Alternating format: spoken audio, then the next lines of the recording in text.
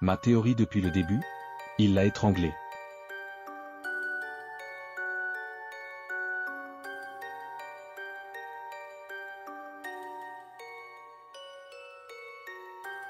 Je suis Delphine Jubilard, une infirmière de 33 ans, mère de 2 enfants.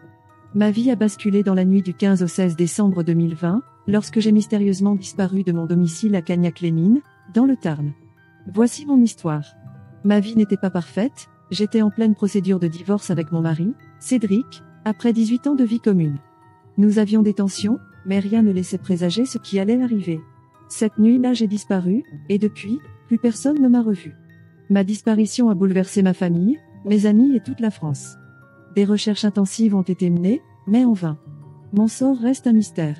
Le 16 juin 2021, mon mari Cédric a été mis en examen et écroué. Mon cœur se serre à l'idée de laisser mes enfants sans leur mère, et, peut-être, sans leur père.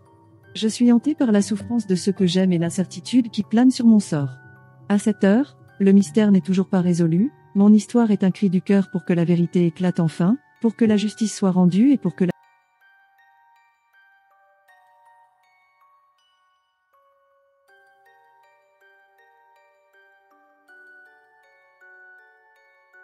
Salut à tous, alors on le sait maintenant, depuis 15 mois l'affaire Delphine Jubilard a pris une ampleur assez importante en France, en tout cas dans ce qui est milieu judiciaire et enquête policière. Si Delphine reste toujours introuvable, malheureusement, et risque de l'être encore de nombreux mois, on apprend via un documentaire qui a été diffusé récemment sur RMC Story. Quels sont les premiers mots que Cédric Jubilard a donnés au policier quand il a téléphoné en pleine nuit?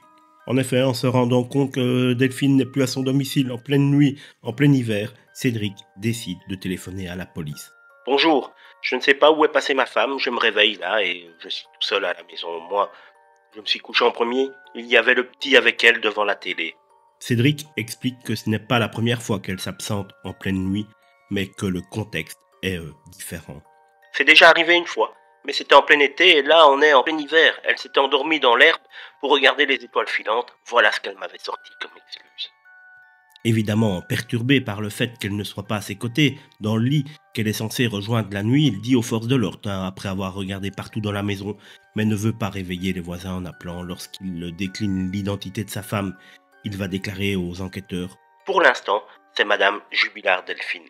Quand le gendarme va lui demander de rester éveillé jusqu'à l'arrivée de ses collègues, il répond simplement, sincèrement: comment voulez-vous que j'arrive à dormir maintenant? C'est ainsi que démarre l'affaire Jubilard. 6 mois plus tard, le peintre, qui avait épousé Delphine, son amour de jeunesse en 2013, est incarcéré, placé en détention provisoire pour homicide par conjoint. Il clame, comme ses défenseurs, depuis son innocence, alors qu'aucun indice n'a été retrouvé pour le moment, et il est toujours un fait certain que sa place, à l'heure actuelle, ne devrait pas être en prison, qu'on soit pour ou contre Cédric Jubilard. Dans l'affaire de la disparition de sa femme, il est toujours un fait certain qu'actuellement, il n'y a, en tout cas connu par la presse et par nous-mêmes, aucun indice qui peut rattacher Cédric à la disparition de sa femme Delphine.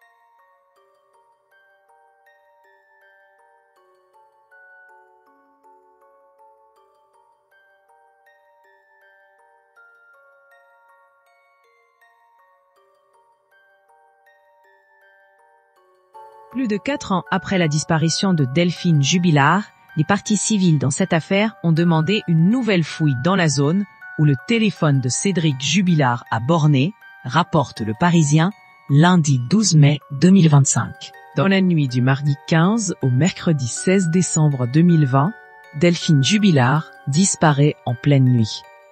Depuis, l'enquête n'a pas permis de retrouver sa trace. Plus de 4 ans après cette disparition, les avocats des parties civiles dans cette affaire ont pris la décision de demander de nouvelles fouilles lundi 12 mai 2025, rapporte Le Parisien. Ils s'appuient sur un élément du dossier dans le cadre de cette demande. Le téléphone portable de Cédric Jubilard a en effet borné dans une zone éloignée de leur domicile familial la nuit de la disparition de son épouse. C'est à 3h21 que le 16 décembre 2020, le téléphone portable de Cédric Jubilard a été détecté dans une zone boisée. La veille aussi, le père de famille avait borné dans ce même endroit entre 12h24 et 13h10. Cet endroit se trouve dans la commune de Mirandol-Bourgnenac, dans le Tarn. Le couple vivait alors à Cagnac-les-Mines, à environ 25 km de cette zone. Des fouilles avaient déjà été effectuées dans cette zone très escarpée au cours du printemps 2021. Elles n'avaient pas permis de retrouver la trace de Delphine Jubilard. Mais voilà, les parties civiles dans cette affaire avancent que les fouilles n'ont pas été suffisamment méticuleuses et qu'un élément aurait pu échapper aux enquêteurs. Une nouvelle fouille, demandée par les parties civiles dans l'enquête sur la disparition de Delphine Jubilard, selon les informations relayées par nos confrères de TF1, lundi 12 mai 2025. L'enquêteur chargé de la fouille au printemps 2021 aurait seulement opéré une recherche en amont et en aval du point de bornage GPS. Cette fouille aurait alors duré seulement 30 minutes. Le lieu n'était pas accessible en voiture, comme le rapporte le procès-verbal. Dans le cadre de cette demande d'une nouvelle fouille, les parties civiles s'appuient sur le rapport d'expertise demandé par les juges d'instruction. Celui-ci confirme des doutes quant au sérieux avec lequel les coordonnées GPS ont été déterminées. Mise en examen depuis le mois de juin 2021 pour meurtre sur conjoint, Cédric Jubilard est toujours présumé innocent dans l'attente d'un jugement.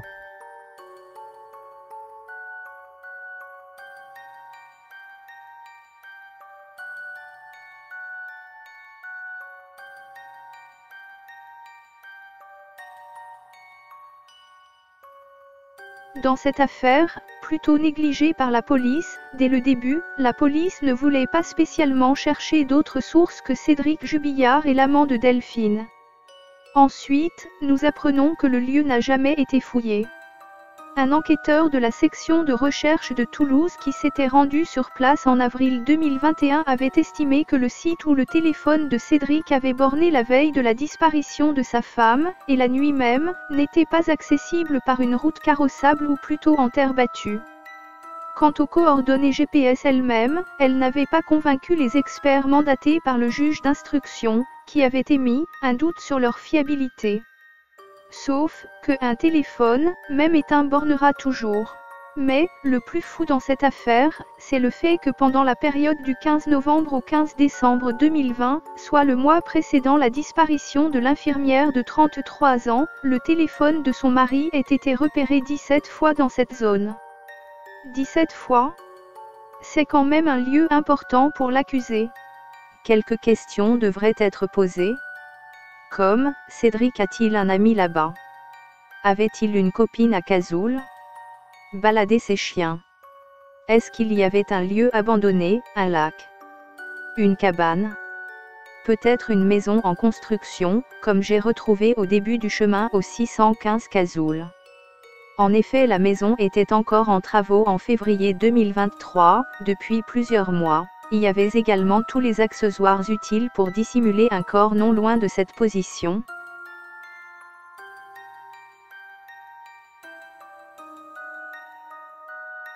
Comme je le montre sur les photos de la maison, il y avait tous les outils disponibles sur place. Avons-nous posé des questions à ces gens? Avons-nous fouillé la maison en construction? Non.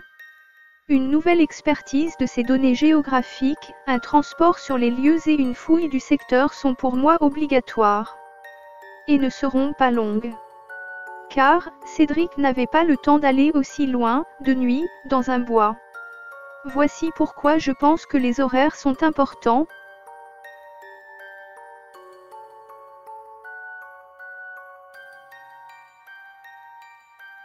Revenons un moment au bornage de 3h21 du matin au chemin de Cazoul. Cédric raconte être à la maison à 3h45 du matin, sa fille pleure. Cela correspond à 32 minutes entre ces deux horaires.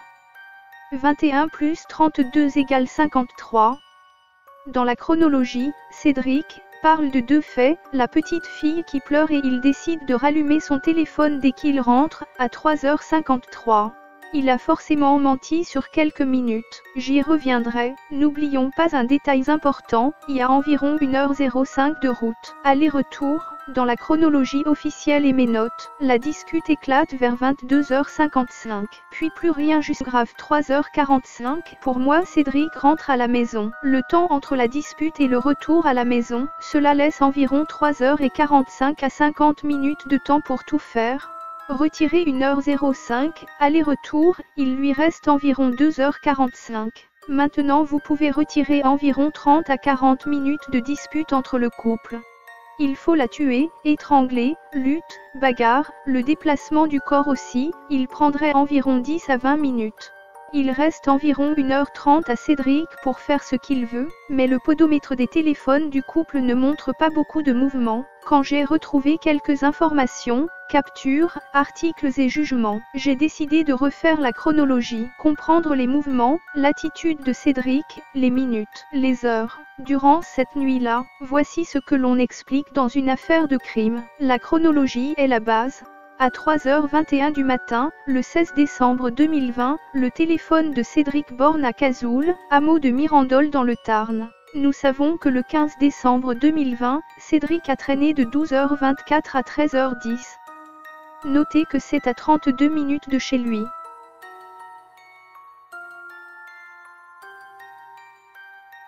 Dans le mois de décembre 2020, avait l'habitude d'aller sur des sites pornographiques, dont juste avant la disparition de Delphine. Le 8, 9, 11, 12, 13, 14 et le 16 décembre. La nuit suivante, après la disparition, en dehors de ne plus chercher sa femme, Cédric continue d'aller jouer à des jeux sur Internet et de consulter les sites pornographiques. Les lunettes de Delphine Jubillard, retrouvées cassées lors de la perquisition du 16 décembre 2020. Sur l'îlot de la cuisine seront retrouvés 3 morceaux de la paire de lunettes, la monture cassée, une branche rose et un verre. La deuxième branche sera retrouvée sous le canapé lors d'une deuxième perquisition réalisée le 6 janvier 2021. Or plusieurs témoins sont formels, Delphine portait ses lunettes chez elle. Elles avaient beau être abîmées, elles tenaient encore bien droites sur son nez. Louis, le fils du couple, indiquera également que sa mère portait ses lunettes au moment de regarder la télévision avec lui le soir du 15 décembre, soit quelques heures avant la disparition.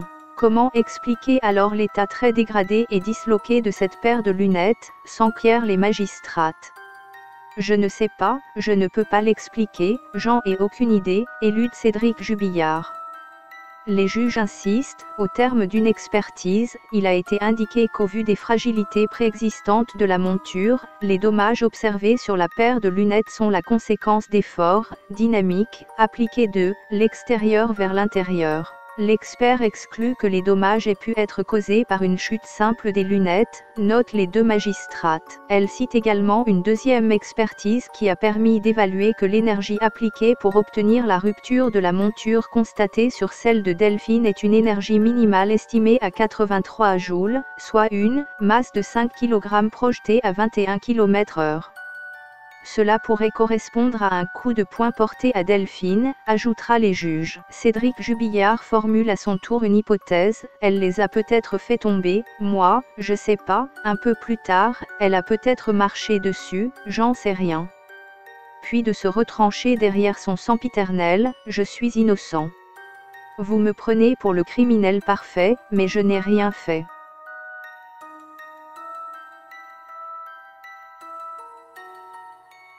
Mardi 15 décembre 2020, 18h40, Cédric rentre. Comme le rappelle le Parisien, Cédric Jubillard rentre au domicile conjugal de Cagnac-les-Mines aux alentours de 18h40. Il revient de son travail à Albi. Joue un peu avec son fils Louis. Il racontera aux enquêteurs trouver sa femme froide et distante. 19h45, dîner en famille. Cédric prépare le repas. Sa femme se contentera d'une soupe en briques. La famille dîne devant la télé. Il débarrasse avec son fils puis fume une cigarette. 20h10, site de rencontre. Profitant de ce moment seul, il se connecte à un site de rencontre. Il envoie plusieurs messages à de nombreuses femmes. Aucune ne répondra. Delphine elle se connecte à son compte Snapchat et converse avec Jean, son amant avec qui elle prévoyait de refaire sa vie. Elle discute d'une commande de bouteilles de vin. 21h, Louis est devant la télé. Delphine couche la petite Elia. Louis, le plus grand, est autorisé à rester devant la télé. 21h30, virement bancaire. Delphine échange encore avec son amant. Elle lui adresse un virement bancaire pour participer à l'achat du coffret de vin. Au même moment, Cédric sort promener leurs deux chiens et joue en chemin sur son téléphone. 22h08, téléphone éteint. Grande interrogation à l'ordre de la reconstitution, savoir pourquoi Cédric a éteint son téléphone à 22h08 alors qu'il ne l'a pas fait de l'année. Il indiquera aux experts être tombé en panne de batterie. Or la manipulation a été volontaire selon les données de l'appareil. 22h19, moi aussi envie de toi. D'après le Parisien, Delphine sort de la douche. Elle porte selon leur fils une paire de lunettes qui fera l'objet d'une attention toute particulière au cours de l'enquête sans toutefois être concluante. Elle envoie un cliché à son amant accompagné d'un message explicite. Moi aussi envie de toi, j'attends que ton lit soit le mien. 22h30, câlin en famille. Cédric revient lui aussi de la salle de bain. Il réunit Louise et Delphine pour un câlin à trois. Delphine repart, il affirmera ne plus l'avoir vue ensuite. Il s'endort quelques minutes plus tard. 22h58, dernier selfie pour Delphine. Delphine Jubillard envoie un dernier selfie à son amant avant d'aller se coucher vêtu d'un combi short. Il est 22h58 quand Louis part se coucher. 23h environ, dispute. C'est à ce moment-là que l'aîné entend des bruits. Il se dirige vers le salon et aperçoit ses parents en pleine dispute. Son témoignage sera crucial. 23h07, des cris. Autre témoignage, celui d'une voisine des Jubillards. Lors de sa seconde audition, la voisine et mère de famille a confirmé s'être rendue sur sa terrasse pour fumer une cigarette. Elle entend alors des cris nets, pas étouffés, mêlés à des aboiements de chiens. Ce sont les chiens qui m'ont fait peur, parce que j'ai imaginé que c'était une bagarre entre chiens, a-t-elle précisé au magistrat. La quinquagénaire emploiera lors de son audition une expression marquante et déterminante dans le dossier, des cris d'effroi. J'y tiens, c'est vraiment le terme que j'emploie, on sentait vraiment que cette dame avait peur, explique-t-elle dans le compte rendu. 23h30, la lumière allumée. Un autre voisin indiquera avoir remarqué que la lumière du salon des Jubillards est encore allumée. Les chiens sont sur la terrasse, ce qui est inhabituel. Mercredi 16 décembre, minuit 7, activité sur le téléphone de Delphine. À minuit 7, le téléphone de Delphine est déverrouillé. À minuit 9, les données indiquent que l'application WhatsApp est ouverte, le téléphone ne se connecte pourtant pas à Internet, fait remarquer le Parisien, ce qui laisse suggérer une simple consultation des messages. 1h33, la caméra du téléphone s'active. La caméra du téléphone de Delphine s'active. À ce moment-là, Cédric décide forcément d'aller cacher le corps.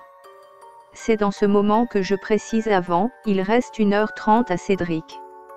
Il en profite avec la bagarre avec sa femme pour fouiller dans le téléphone, il y reste de longues minutes, mais une question me trotte. Qui gardera les enfants ?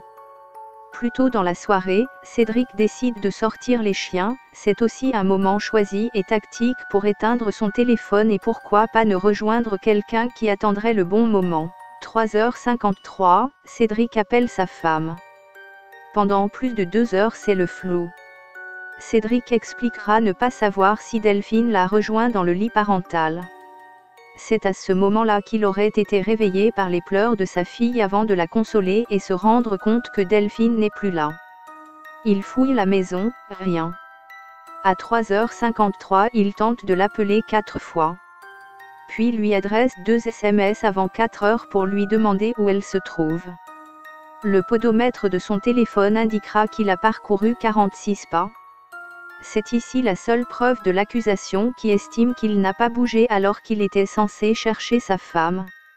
Sachant que Cédric avait son téléphone dans les mains et qu'il envoyait des SMS et appelait.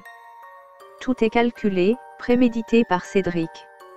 Entre son retour à la maison entre 3h40 et 3h53, il mettra 16 minutes avant de téléphoner à la gendarmerie. 4h09, Cédric appelle les secours. Juste avant, il contacte sur Messenger un groupe de copines à Delphine pour demander si elles ont des informations. Il appelle le 17 juste après.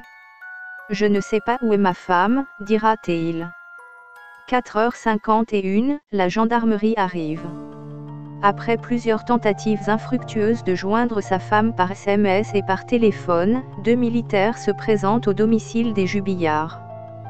Déjà rhabillé dans son pyjama panda, il fera une machine à laver, son comportement montre qu'il est en assurance, il contrôle et ne risque rien. Les gendarmes repartiront à 5h39. 5h43, une amie de Delphine se manifeste. Il est 5h43 quand l'une des amies de Delphine, sollicitée plus tôt dans la nuit, se manifeste. Elle dira avoir tenté de la joindre sans succès. 6h25, je pète les plombs putain. Cédric continue en vain de communiquer avec des proches de Delphine. Il dira péter les plombs et être grave inquiet de la situation. 6h31, retour des gendarmes. Les militaires sont de retour. Ils demandent les clés de la voiture de Delphine. Cédric s'exécute. Il remarque que la voiture est garée dans le sens de la descente. 6h52, le téléphone de Delphine s'active. Cédric est alors à plusieurs reprises seul quand les données du téléphone de Delphine s'activent. La page d'accueil est ouverte. Comme le détaillent nos confrères, la justice soupçonne qu'il est à l'origine de cette manipulation. Soit Delphine est en vie à ce moment-là, soit une tierce personne dispose de son téléphone. 7h48, il s'éteint. C'est à cette heure que le téléphone de Delphine rend l'âme et arrête de borner sur le relais de Cagnac. Vidé de sa batterie probablement. Cédric aura depuis 4 heures tenté de joindre son épouse 189 fois. Jeudi 17 décembre. Une journée après, il tentera de joindre sa femme à 2 reprises. Ces 2 appels seront les derniers. Cédric ne cherchera plus à communiquer avec son épouse comme si, selon l'accusation, il ne cherchait même plus à retrouver sa femme. Les attitudes de Cédric montrent à 100% pour moi, qu'il attendait le bon moment pour aller l'enterrer quelque part où il avait déjà trouvé un lieu éloigné de chez lui. Cependant, je reste persuadé qu'il était assez intelligent pour ne pas laisser les enfants pendant qu'il partait à Cazoul, 1h05 de route aller-retour. Plus le temps de porter le corps et le cacher, ce qui montre que Cédric avait la connaissance des lieux sur Tours en cette période froide de l'année. L'utilisation de la couette est un élément important, pour nous comme pour lui. En attendant dans la maison avant de mettre le corps dans la voiture, il reste environ 30 minutes sur WhatsApp et plusieurs minutes encore dans la maison. Peut-être attendre que son fils s'endorme correctement après tous ces bruits. Mais c'est aussi un moment délicat pour lui s'il décide de partir, les enfants pourraient se lever, pleurer, sortir dehors, demander à l'aide. Autre point, laisser les chiens dehors le temps de la dispute, car les chiens aboient lors d'une bagarre. Je reste persuadé que c'est un acte avec préméditation.